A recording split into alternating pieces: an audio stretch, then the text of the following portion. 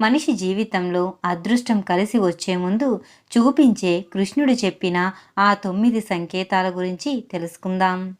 ఎవరి ఇంటికి చిన్నపిల్లలు పిలవకుండానే వచ్చి ఆడుకుంటారో అలాంటి వారి ఇల్లు సంతోషాలతో నిండబోతుందని, అలాగే వివాహం కాని వారికి త్వరలోనే వివాహం అవుతుందని అర్థం.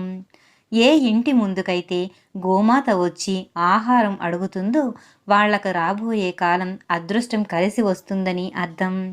ఎవరైతే వారి కోపాన్ని అదుపులో పెట్టుకొని చిరునవ్వుతో ప్రశాంతంగా ఉంటారో అలాంటి వారి జీవితంలోకి మంచి రోజులు రాబోతున్నాయని అర్థం.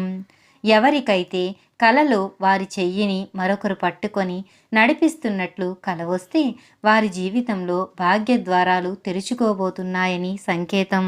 బ్రహ్మ ముహూర్తంలో ఎవరైతే మేల్కొని ఎవరి ప్రమేయం లేకుండా దానంతట అదే శివ